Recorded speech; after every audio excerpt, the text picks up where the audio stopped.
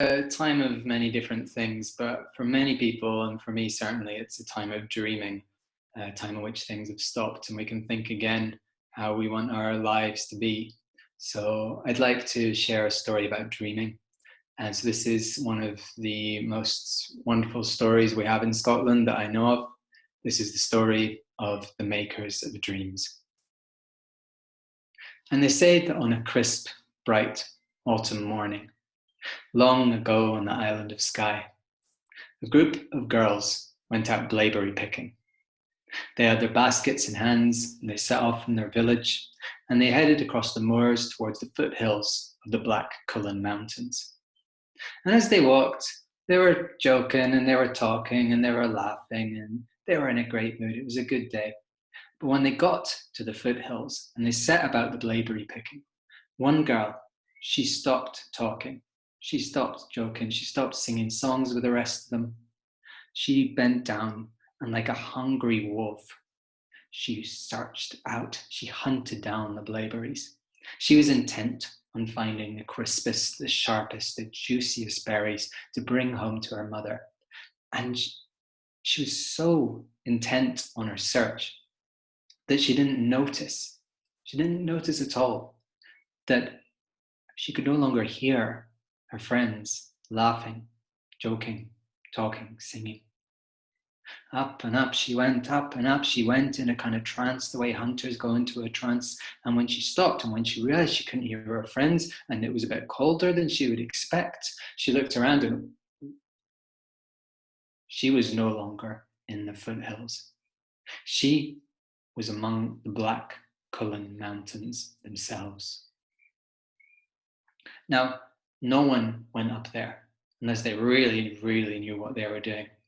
Those mountains were famous. She'd spent her whole life listening to fireside tales of the giants, the demons, the ghosts, the creatures that lived up there. Even nowadays, compasses don't work up there. People very regularly get lost in the Cullens. They're treacherous mountains. She certainly didn't have a compass. And she looked around. What am I going to do? What am I going to do? How will I find my way back? And in that instant,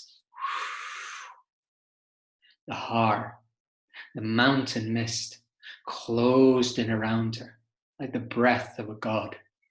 And she could not see an inch this way or that way or that way.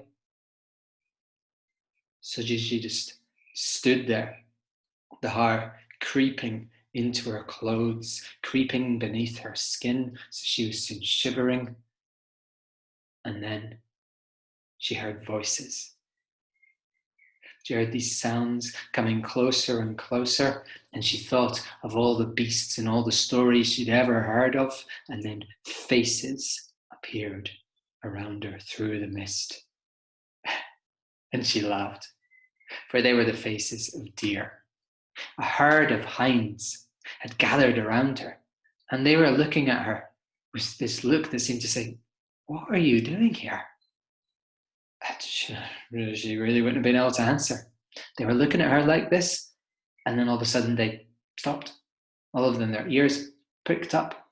They looked in a certain direction, and it was as if they were hearing the mountains themselves speaking to them. And then all at once, they began to move, heading off down this little path that appeared through the mist, and they are all looking at her the way like your dog might do when it wants its dinner, like, "Are you coming?" So, what else was she going to do? On she went. So she followed them. They made their sure-footed way down this path, and she could always just see, this little way ahead, and the fog would close in behind her.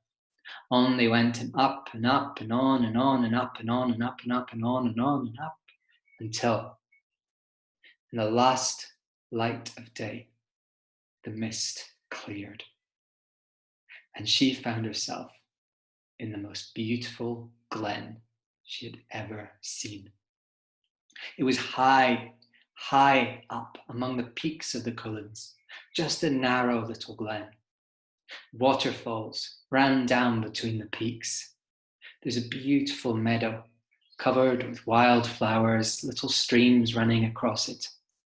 And they entered this valley, And the hinds led her this way and that way and that way through the little glen until they came to the end of the glen, and at the end of the glen was a cave. She waited outside the cave, and the lead hind in it went, and she saw it approach the inhabitants of the cave. For in there, by a fire, by a pool, sat an old man and an old woman. And the word old is absolutely inadequate to describe how old these two were. They were old when the mountains were young, ancient. They simply sat absolutely still, staring into this pool. They might have been there forever. But the lead hind went up to the old woman and talked in some strange animal tongue to her, and she listened, nodded a little, looked up, staring straight at the girl. And she slowly, heavily got to her feet and shuffled, pulled over to the girl and said, "What business brings you here?" Although the girl explained what had happened, how she'd been out blaeberry picking with her friends and the har and the hinds, and then she held out a handful of blaeberries, offered them to the old woman and said, "Can I stay here a night?" The old woman turned away. She shuffled over to the old man and back to the girl and said, "No, you may not stay here a night. A year and a night you may stay. I am old. I need help with my work. Help us, and you may stay, and you will be rewarded." Well, what was there to do but accept the offer? So she went into the cave, and with the old man and the old woman, she stayed. She helped the old woman with her work. At first, she just observed. She observed that every day the old woman would take a bucket and a milking stool out, and she would walk across the little glen to where the hinds were, and then she'd sit down on the stool, and the hinds would approach. One by one, they'd come in front of her, and the old woman would, she would milk the hinds till she had a full bucket. She'd walk here and there, and she'd gather up flowers, meadowsweet, thyme, and scatter them over the milk and bring it into the cave, bring it to the old man. And there they'd heat it, making a kind of sharp cheese called crowdy. Don't know if you have that in Ireland. And when that was done, the bucket would be given to the old man. And the old man, he would stare into the pool. He was always day and night staring into that pool. He would put his hand into the bucket, take out lumps of the crowdy, and fashion it into strange shapes. After a time of observing, the old woman began to help with the old woman's work. She took over the old woman's work. And one day she said to the old woman, "What is that pool?" And the old woman, because the girl had been there a while now, she said, "It is the pool of dreams." "Who are you?" said the girl. "We are the makers of dreams." Every evening, the old man would get up, the only time he ever got up.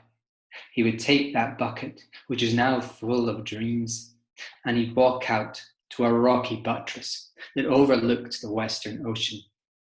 As the sun scattered gold over the mountains, he would one by one hold those dreams up.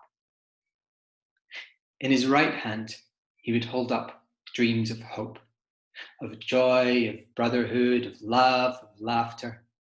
And birds would come flying down, eagles, wrens, falcons, and they would snatch up the dreams and fly away to gift them to sleeping minds the world over. And in his left hand, he held up dark dreams, dreams of hatred, of envy, of deceit, and birds of the battlefield. Crows, ravens, kites would come cawing down, snatch up those dreams and gift them to sleeping minds the world over. A dark harvest they would wait to reap. After a year and a night had passed, the old woman came to the girl and she said, "You have done well. You have done your work well. You may go now. Your reward awaits you." And the girl wasn't quite sure if she wanted to go because, she'd got used to that place. Many a night she would sit by the pool, gazing into the pool, watching closely the old man as he worked. She was fond of the old man, fond of the old woman, fond of the hinds, fond of the glen, but it had been a while. It'd be good to see her friends, good to see her family. You know how that feels. So she let the hinds lead her away. They led her down this little path she'd never noticed before, down, down, down, down, down, down, in no time at all. She was in this little cove, this little beach, looking out west, the sun setting, casting its golden path of light towards her. And she thanked the hinds and she hugged them and she made to go, but they crowded around her like, no, no, no, no, no, no, no. Now they were all looking out to sea. She looked out to sea. Why are they all? There was a shape there on the water. No, not a shape. It was a boat, a little coracle, rowed by a man.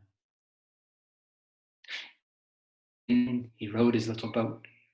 Out he got. He walked up the sand towards her. The hinds parted and bowed before him, and she saw from the golden torque about his neck, from the look in his eyes, that he was a prince. He stood before her and said to her, "My lady, I have dreamed of you every night for a year and a night. And so I have come over the sea, further east and east, from Tir na Nog, to ask you to return there with me. Come with me to the land of the ever young. Be my bride, be my princess, be our queen. Teach us the meaning of dreams." Well, in the way of these things, she'd already fallen in love with him, and she'd earned a little wisdom up there in the glen, and she knew that though she'd like to go home and see her friends and her family, that her way, her fate, lay over the waves. So she took his hand, and they walked down, and they got in the little boat, and they rowed away further west and west over the sea to Tir na Nog. And they're still there now. And she teaches them the meaning of dreams. And she'll teach them the meaning of dreams this very night. And that's the